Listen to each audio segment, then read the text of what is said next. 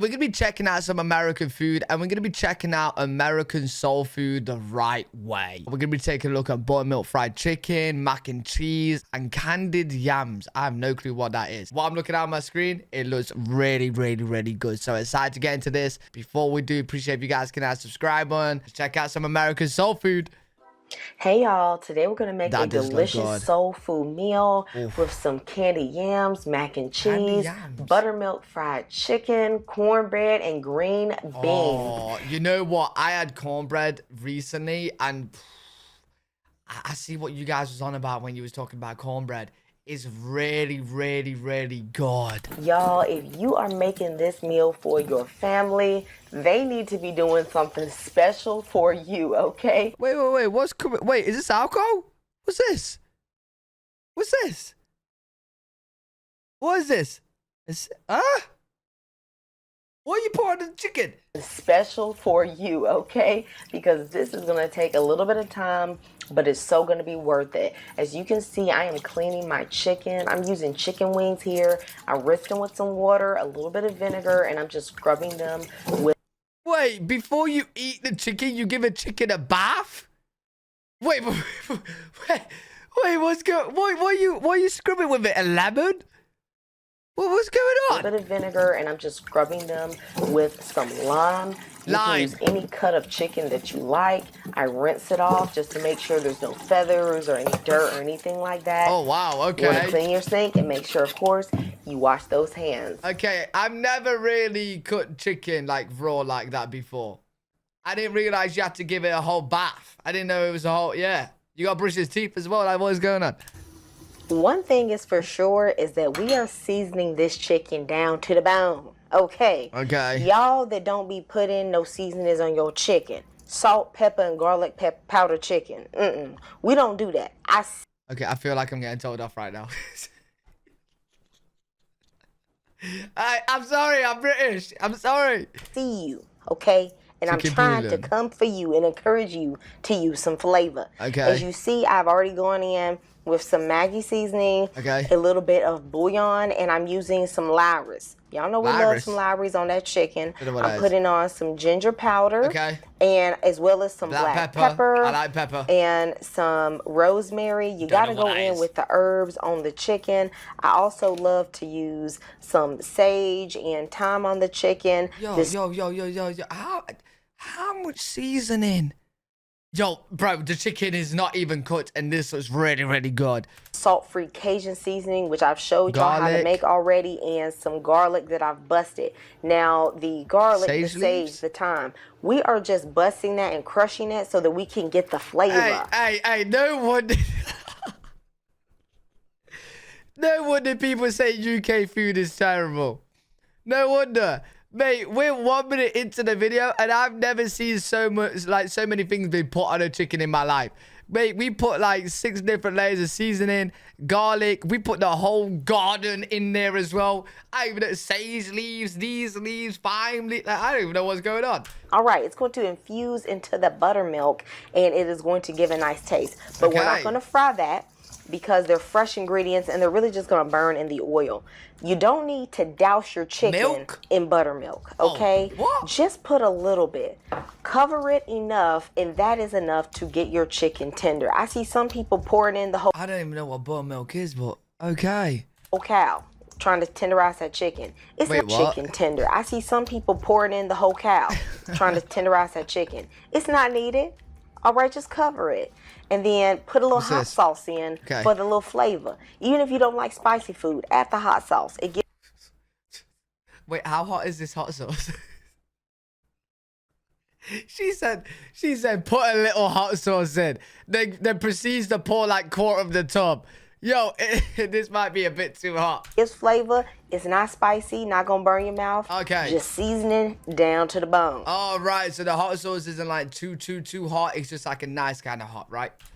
Of course. When you want that chicken right, you gotta marinate it overnight. So cover it and let it sit in the fridge. Interesting. I'm using 4 medium-sized sweet potatoes. Oh, I do like sweet potatoes. Sweet potatoes, they're nice. For my candy yams.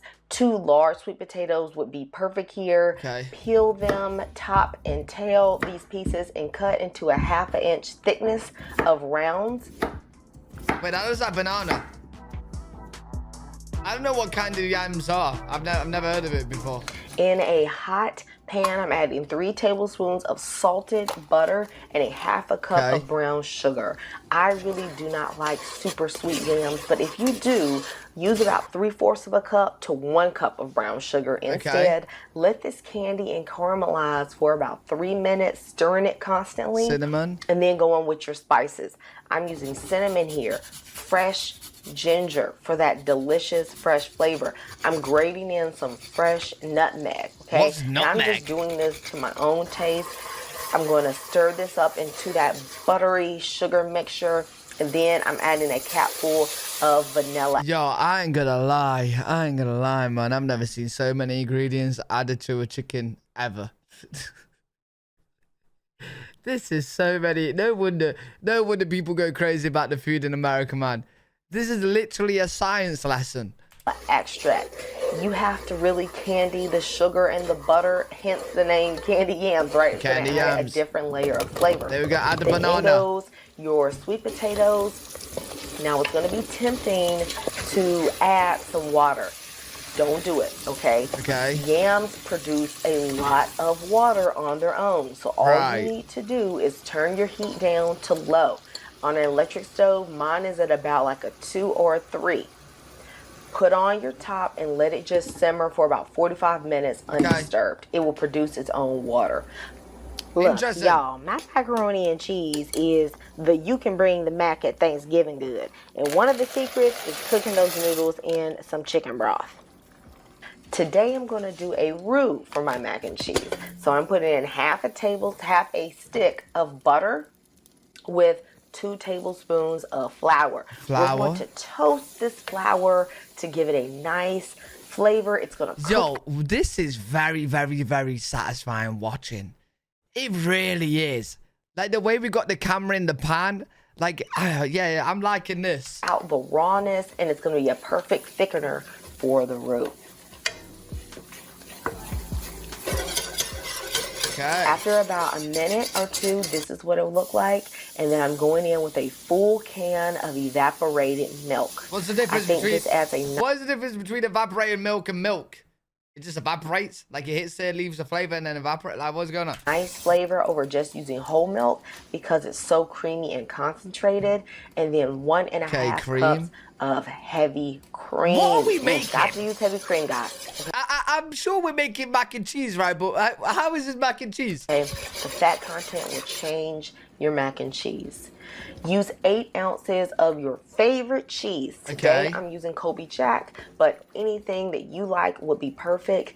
To flavor my roux, I'm using some Cajun seasoning just to taste, as well as some hot sauce. I'll be adding a little garlic powder and black pepper. You know what? I've had mac and cheese in the UK before, and I'm not really that much of a fan because all you taste is just cheese, right? And I do like cheese, don't get me wrong, but it's just too much cheese. That's all it is, right? So I'm not really that crazy over mac and cheese, especially like as a meal. I'm not really that bothered.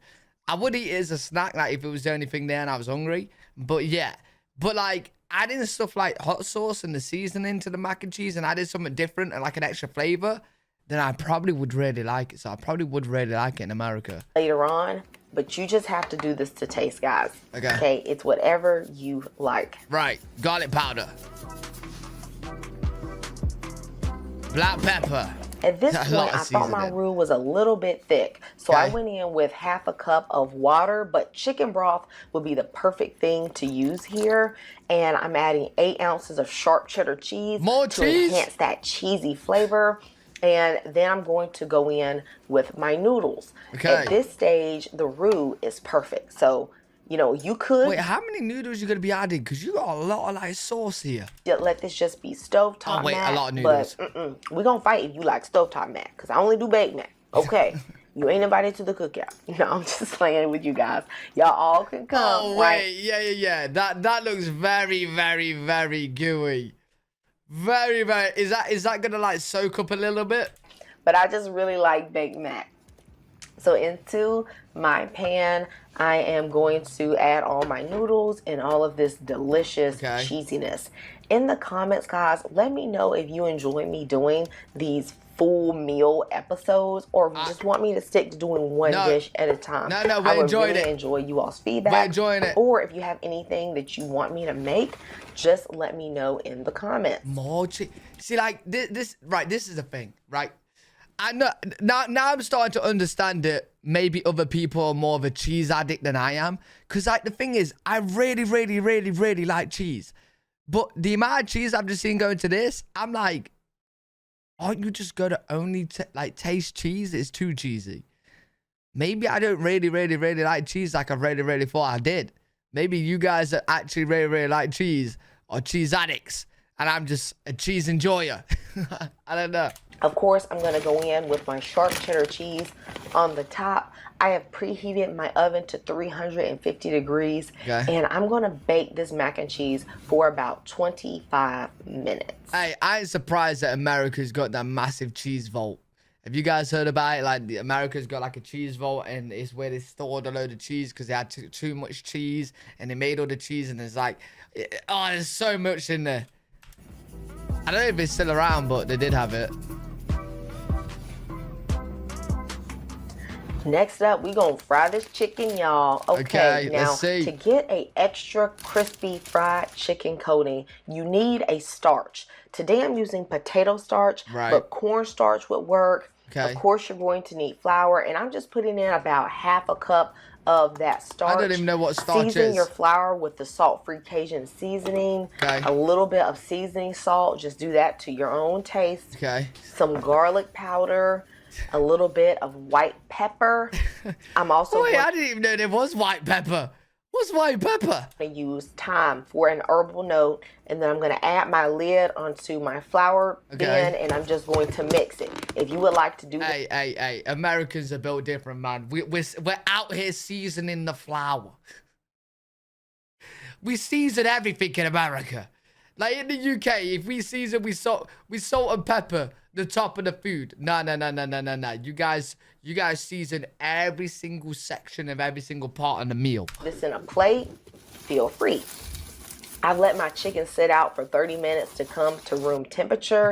And then I'm going to shake off the fresh herbs and the fresh garlic and the buttermilk. I'm going to toss it into my container, shake it vigorously to coat it with flour, and then I'm going to set it aside on the plate. Man, this must taste so good with all the seasoning we're seeing, because you've just added the seasoned chicken, which we seasoned a lot already, to seasoned flour, which you seasoned a lot. So now you just got season on season on season on season. Now, when you take it out of this Tupperware, you need to make sure that you knock off all of the excess flour. If you don't knock it off, it is going to actually fall just into your cooking oil. It's going to burn and leave your oil with a really bad taste. Right. Interesting.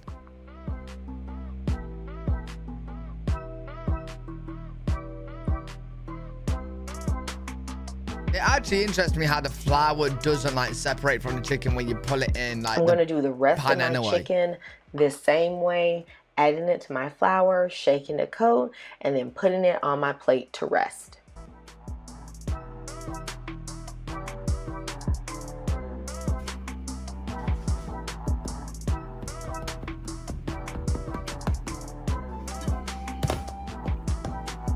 I allow my chicken to sit for about 10 to 15 minutes so that the coating will become moist.